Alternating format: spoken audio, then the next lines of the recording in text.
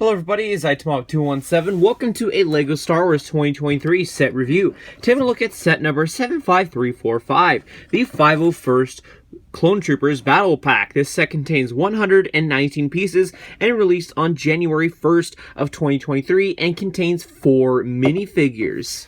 Alright, here we have the build. It's not much. It's a little turret build, pretty similar to the ARC Trooper Battle Pack one that was released years ago. And, I don't know. I don't really love this set. It's not the best looking. For having a minifigure displayed, basically, you just have to use that mech piece that is there to hold the minifigure, and he just sits in place, and not that well at all, because I've picked this up and I've moved this around my room already, and this figure is very loose on there. It's not a sturdy enough connection. If you're leaving this as a display piece, sure, it kinda works if you don't touch it, but I just feel like there should have been a sturdier connection for the minifigure. That's my first complaint right off the bat. The posability of this thing is a bit confusing at first, because you have to kind of finick with the ratchet joint pieces to get it well positioned, and it's not too much of an issue for what you're paying for. And the turret build, on its own right now, it looks okay, I guess. I don't like the exposed studs here. That doesn't look nice at all. I don't even think this turret is based off of anything. It's just like one of those fancy little builds LEGO does. Anyway, you can only move the turret down that far and up that far, so not really a lot of range if we're being honest here. And the connection point that's done for that is quite a simple connection. It's nothing too unique. Like, nothing about this build is unique. I mean, it does have a spring-loaded shooter, which is included, which you can load in to fire. And again, it sticks out like a sore thumb, so it's very easy to trip. So you just push down and it'll fire out.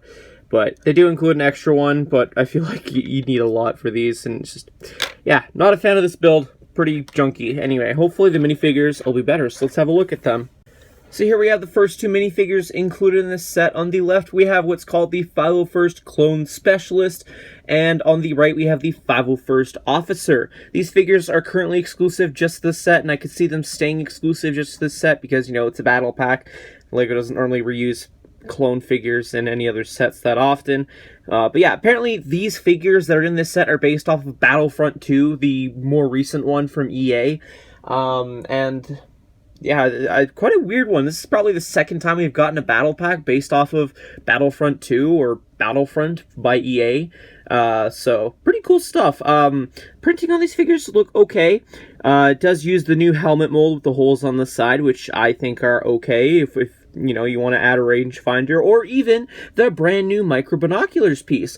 Now, a lot of people I know want LEGO to have printed black on the front here, which makes sense, but if you guys can see on the angle there, it's really difficult for them to do that. I feel, at least it would be a little weird. But anyway, you can flip the micro binoculars up, and that is a new and unique piece that is included in this set. That is basically a visor piece, if we're being honest. And you also include a blaster rifle, and the other thing really distinguishing this as a clone specialist is the blue arms and a little marking on the torso right there.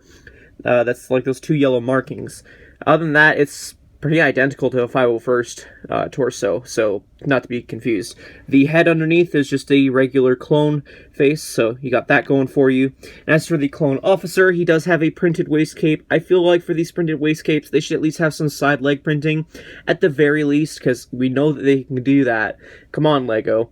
Anyway, his weapon is a miniature blaster, and he just has a rangefinder on the helmet, and it's just a typical 501st helmet, or at least a new one. Actually, one thing I wanted to point out is there is a slight difference between this helmet and the 2021. So having a little comparison right there, you can see the helmet does look much different in terms of the print quality. Like, the line on the 2021 right there is much thicker than the line here.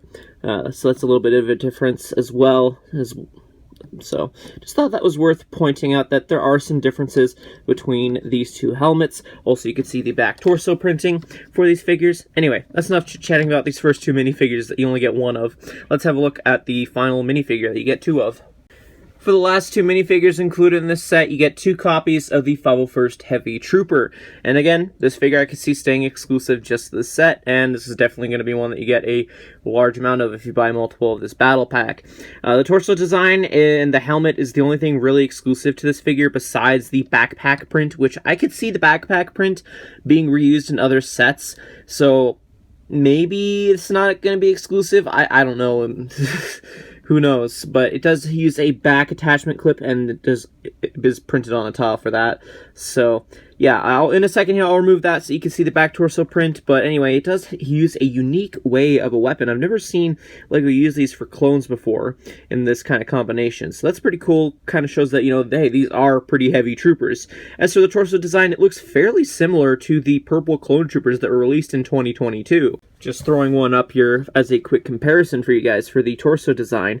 It's fairly similar looking, so just thought it was worth pointing out. As for the helmet design, why I say it's exclusive, well, at the top there you can see it's a little different than the 501st one. It's got some markings at the top, and the blue lines are a little thicker. Actually, it's even pretty similar to Commander Cody's, if I'm being honest. Like, having Commander Cody here for just a second here, you can see the lines are very similar, so I kind of wonder if inspiration was took from Commander Cody to make the design of this figure. But anyway, removing the helmets and the backpacks on these figures, you're able to have a better look at the back torso print, which, again, fairly similar to the purple clone one. Just, yeah, almost identical, almost. Just minus that one gray strap there. Anyway, not much else to say about these minifigures. Let's have a look at what else is included in this set.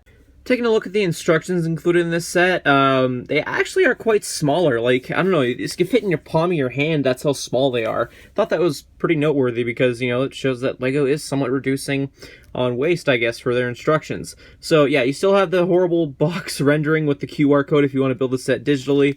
Flipping it open, you got advertising for that as well. And I think it's actually a different app or whatever that they're advertising for this, so that's interesting.